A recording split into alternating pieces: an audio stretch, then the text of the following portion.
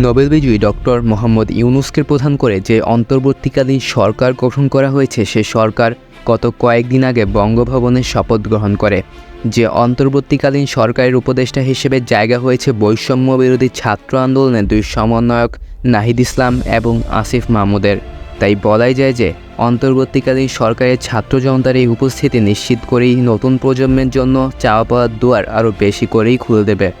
কোটা আন্দোলনে টানা 1 মাস রাজপথ কাঁপিয়ে সংগ্রাম করে স্লোগান দিয়ে রক্ত ঝরিয়ে আবু সাইদ মুগ্ধের মতো হাজারো শিক্ষার্থী প্রাণ দিয়ে যে স্বাধীনতা ছিনিয়ে এনেছে, সে স্বাধীনতা তো শুধু এক স্বৈরাচারী সরকারকে গদি থেকে ওঠানো কিংবা বিতাড়িত করার জন্যই নয়, বরং এক স্বৈরাচার মুক্ত স্বাধীন বাংলাদেশ গড়ে তোলা, যেখানে বাংলার সকল মানুষ স্বাধীনভাবে বাঁচতে পারবে, নিজ নিজ মত প্রকাশের সুযোগ পাবে, চোখে চোখ রেখে প্রশ্ন করতে পারবে, স্বাধীনভাবে তার হারিয়ে যাওয়া অধিকারগুলো ফিরে পাবে।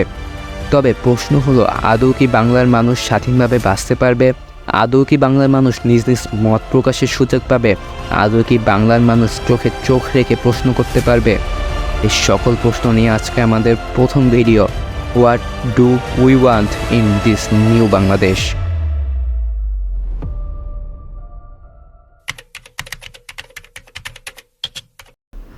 ৭১-এর স্বাধীনতা পরবর্তী সময়ে আমাদেরকে স্বাধীন বাঙালি জাতি হিসেবে পরিচিতি দেওয়া হলেও আমরা ছিলাম এক কথায় পরাধীন।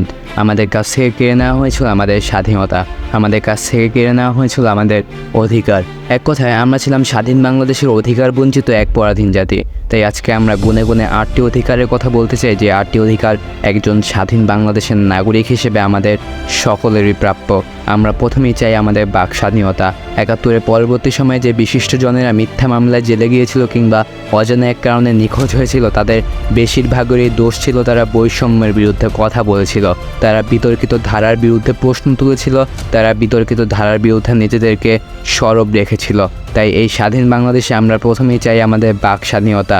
আমরা মুক্ত বাতাসে অন্যায়ের বিরুদ্ধে সরব থাকতে চাই, আমরা মুক্ত বাতাসে অন্যায়ের বিরুদ্ধে আওয়াজ তুলতে চাই। সরকার ভালো কিছু করলে উচ্ছ্বাস প্রকাশ করতে চাই, আনন্দ মিছিল করতে চাই, উল্লাস করতে চাই। আর বিতর্কিত কাজে লিপ্ত হলে প্রতিবাদ করতে চাই, সমালোচনা করতে চাই, প্রশ্ন ছুটতে চাই, অন্যায়ের বিরুদ্ধে সরব থাকতে চাই, বিতর্কের বিরুদ্ধে সরব থাকতে চাই, পোস্ট করতে চাই। কোনো পোস্ট করে আবার সেই পোস্ট কারো ভয়ে হাইড বা মুছে ফেলতে চাই না। সকল ধরনের সোশ্যাল মিডিয়ায় অন্যায়ের বিরুদ্ধে সরব থাকতে চাই, চোখে চোখ রেখে প্রশ্ন করতে চাই। এক কথায় স্বাধীন বাংলাদেশে হারিয়ে ফেলা বাক স্বাধীনতা চাই।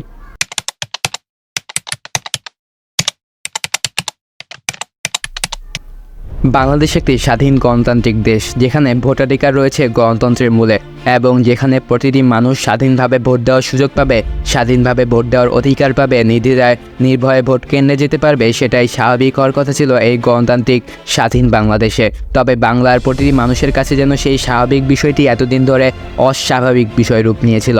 বাংলার প্রতিটি মানুষ ছিল ভোটাধিকার থেকে বঞ্চিত, বাংলার প্রতিটি মানুষের কাছ থেকে কেড়ে নেওয়া হয়েছিল তাদের ভোট দেওয়ার সুযোগ।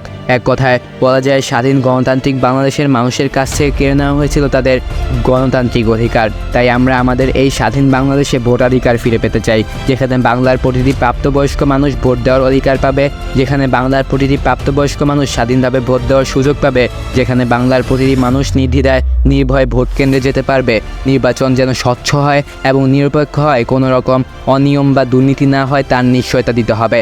ভোট গণনা এবং ফলাফল ঘোষণার প্রক্রিয়া যেন পুরোপুরি স্বচ্ছ হয় তার নিশ্চিতকরণ চাই। সংখ্যালঘু এবং প্রান্তিক জনগোষ্ঠীর ভোটাধিকার রক্ষায় বিশেষ গুরুত্ব দেওয়ার নিশ্চয়তা চাই।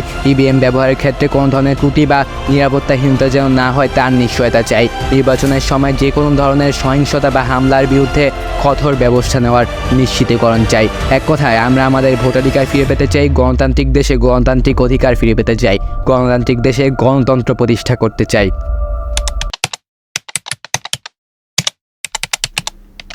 এর পরবর্তীতে আমরা যে 6টি অধিকারের কথা বলতে চাই, সেই 6টি অধিকারই একজন মানুষ হিসেবে আমাদের সকলেরই প্রাপ্য। আমরা যে 6টি অধিকারের কথা এর পরবর্তীতে বলবো, সেই 6টি অধিকারই একজন মানুষ হিসেবে আমাদের মৌলিক অধিকার, যে মৌলিক অধিকারগুলো থেকে এতদিন আমরা ছিলাম বঞ্চিত, আমাদের কাছ থেকে যে মৌলিক অধিকারগুলো এতদিন ধরে কেড়ে নেওয়া হয়েছিল। আমরা প্রথমেই যদি খাদ্যের কথা তুলে ধরি, তখনই মনে পড়ে টিভি সিরিয়ালে দেখানো প্রত্যেক ফসল জমিতে উচ্চ ফলনের কথা। কিন্তু যখনই বাজারের দিকে রওনা হতে চাই, তখনই শুনি বাজারে পণ্যের আগুন দাম। তখন সত্যিই মনে হয় মানুষই হয়তোবা এই পৃথিবীর সবচেয়ে মূল্যহীন বস্তু। কিন্তু সত্যিই কি তা হওয়ার কথা ছিল? কিন্তু সত্যিই কি তা ঘটার কথা ছিল? আল্লাহ যে তৌফিক আমাদের দিয়েছেন, আল্লাহ যে রহমত আমাদের দিয়েছেন, আল্লাহ যে রিসোর্স আমাদের দিয়েছেন, তা দিয়ে চাইলেই তো আমরা বিশ্বের কাছে ফসল উৎপাদনে হতে পারতাম রোল মডেল। কিন্তু বাংলাদেশে কৃষককে ন্যায্য দাম না দিয়ে যখন ফসলগুলো কিনে আনা হয়, তখন কেনই বা প্রতিটি বাজারে পণ্যের এত আগুন দাম? যার ফলে মানুষ যেরকম খাদ্য থেকে হচ্ছে বঞ্চিত, সেরকমভাবেই কৃষক হচ্ছে কৃষিকাজ থেকে বিমুখ। যখন আমাদেরই এই অবস্থা, তখন স্ক্রিনে দেখানো এই মানুষগুলোর কী অবস্থা ভাবুন তো। তাই আমরা আমাদের এই স্বাধীন বাংলাদেশে খাদ্যের নির্ভরযোগ্যতা চাই, পুষ্টিসম্মত খাদ্য চাই, যেখানে বাংলার একজন মানুষকেও না খেয়ে দিন পার করতে হবে না। বাংলাদেশের স্বাস্থ্য খাতটি বর্তমানে এক গভীর সংকটের মধ্য দিয়ে যাচ্ছে। স্বাস্থ্যসেবা পাওয়ার মৌলিক অধিকার থেকে বঞ্চিত প্রায় দেশের 16 কোটি মানুষ। দেশের গ্রামীণ অঞ্চল উন্নত চিকিৎসা থেকে প্রায় বঞ্চিত, যা গ্রামাঞ্চলের মানুষের জীবনযাত্রাকে অত্যন্ত দুর্বিষহ করে তুলছে। আর শহুরে এলাকায় চিকিৎসা সুবিধা থাকলেও তা সাধারণ মানুষের নাগালের বাইরে। দেশের স্বাস্থ্য খাতের জন্য বরাদ্দকৃত বাজেট অত্যন্ত সীমিত। স্বাস্থ্য মন্ত্রণালয়ের বাজেট বরাদ্দ জিডিপির মাত্র 2 থেকে 3%, যা একেবারেই অপর্যাপ্ত। এই স্বল্প বাজেটের কারণে হাসপাতাল ও ক্লিনিকগুলো প্রয়োজনীয় ওষুধ, যন্ত্রপাতি এবং স্বাস্থ্যকর্মী নিয়োগে ব্যর্থ হচ্ছে, যার ফলে রোগীরা প্রায়ই সঠিক চিকিৎসা না পেয়ে অসুস্থতার গভীরে পড়ে যাচ্ছে। প্রত্যেকটি 250 শয্যা বিশিষ্ট সরকারি হাসপাতালের দিকে তাকালে দেখা যায় হাসপাতালের বারান্দায় পড়ে বা মেঝেতে পড়ে চিকিৎসা নিচ্ছে অনেক সুবিধা বঞ্চিত মানুষ। তাই এই স্বাধীন বাংলাদেশে আমরা সুচিকিৎসার অধিকার চাই, যেখানে বাংলার একজন মানুষকেও হাসপাতালের বারান্দায় বা মেঝেতে পড়ে চিকিৎসা নিতে হবে না। একজন মানুষকেও চিকিৎসা সেবা থেকে বঞ্চিত হয়ে অসহায়ের মতো জীবন কাটাতে হবে না।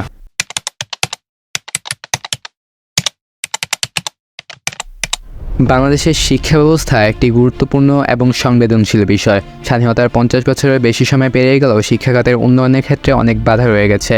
বাংলাদেশের স্কুল, কলেজ এবং বিশ্ববিদ্যালয়ে শিক্ষার মান নিয়ে ক্রমাগত প্রশ্ন উঠছে। অধিকাংশ স্কুলে মানসম্মত শিক্ষকের অভাব, পর্যাপ্ত শারীরিক অবকাঠামোর অভাব এবং পাঠ্যক্রমের একঘেয়েমি শিক্ষার্থীদের মধ্যে হতাশা সৃষ্টি করছে। শিক্ষার্থীদের বাস্তবিক জ্ঞান এবং সৃজনশীলতার উন্নয়নের পরিবর্তে পরীক্ষার ফলাফলের দিকে বেশি গুরুত্ব দেওয়া হচ্ছে, যা শিক্ষার্থীদের মানসিক চাপের কারণ হচ্ছে।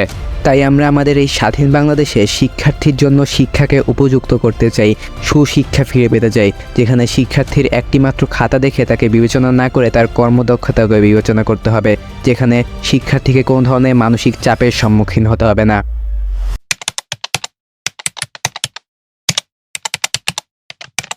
বাংলাদেশ বস্ত্রশিল্পে বিশ্বের কাছে একটি সুনামধন্য দেশ হিসেবে পরিচিতি পেয়েছে। যদিও বাংলাদেশের সুবিধাবঞ্চিতদের বস্ত্রের সংকট একটি মারাত্মক সমস্যা। প্রতিদিন হাজারো মানুষ, বিশেষত দরিদ্র এবং সুবিধাবঞ্চিত শ্রেণীর লোকেরা বস্ত্রের অভাবে কষ্ট পায়। শহরের বস্তি এলাকাগুলোতে বসবাসকারী মানুষেরা সাধারণত অত্যন্ত নিম্নমানের পুরানো এবং পরিধান অযোগ্য কাপড় ব্যবহার করতে বাধ্য হয়। শীতকালে এই সমস্যা যে আরও প্রকট হয়ে ওঠে, যখন শীতের তীব্রতায় বস্ত্রের অভাবে শিশু ও বৃদ্ধের জীবন ঝুঁকির মধ্যে পড়ে। তাই আমরা আমাদের এই স্বাধীন বাংলাদেশে বস্ত্রে নির্ভরযোগ্যতা চাই, যেখানে একজন মানুষকে অন্তত বস্ত্রের অভাবে মৃত্যুবরণ করতে হবে না কিংবা ঝুঁকির মধ্যে পড়তে হবে না।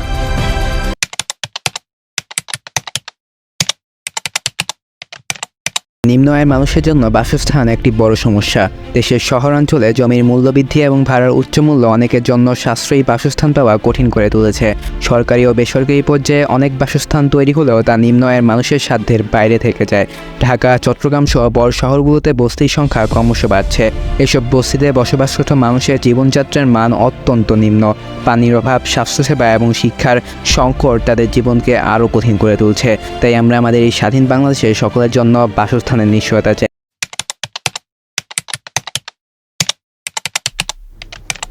সবশেষে আমরা যে মৌলিক অধিকার থেকে প্রায়শই বঞ্চিত, সেটি হচ্ছে আমাদের নিরাপত্তা। সদ্য সমাপ্ত কোটা আন্দোলনের দিকে তাকালেই দেখা যাবে যে যেই পুলিশের আমাদের নিরাপত্তা দেওয়ার কথা ছিল, সেই পুলিশই আমার শিক্ষার্থী ভাইয়ের বুকে গুলি মারছে। দেশের রক্ষকই যখন মানুষের জন্য নিরাপত্তাহীনতার কারণ হয়, তখন একটি দেশের অবস্থা কী ভাবুন তো। তাই আমরা আমাদের এই স্বাধীন বাংলাদেশে সকলের নিরাপত্তা চাই, যেখানে একজন মানুষও আমাদের কাছ থেকে আমাদের নিরাপত্তার অধিকারটি কেড়ে নিতে পারবে না। সবশেষে আমরা আমাদের এই 8টি অধিকার ফিরে পেতে চাই। আমরা আমাদের এই স্বাধীন বাংলাদেশে হারিয়ে ফেলা এই 8টি অধিকার চাই, যেখানে আমরা মুক্ত বাতাসে অন্যায়ের বিরুদ্ধে আওয়াজ তুলতে পারবো, যেখানে আমরা চোখে চোখ রেখে প্রশ্ন করতে পারবো, যেখানে আমরা নিজেদের ভোটাধিকার ফিরে পাবো, যেখানে আমাদের একজন মানুষকেও না খেয়ে দিন পার করতে হবে না, যেখানে আমাদের একজন মানুষকেও বাসস্থানের অভাবে কষ্ট পেতে হবে না, যেখানে আমাদের একজন মানুষকেও বস্ত্রের অভাবে মৃত্যুবরণ করতে হবে না, যেখানে আমাদের একজন মানুষকেও চিকিৎসার অভাবে অসহায়ের মতো দিন পার করতে হবে না, যেখানে আমাদের একজন মানুষকেও নিরাপত্তার অধিকার থেকে বঞ্চিত হতে হবে না। তবেই তো কেবল আমরা বলতে পারবো, এমন দেশ খুঁজে পাবে না কো তুমি, সকল দেশের সেরা কো ভাই আমার জন্মভূমি।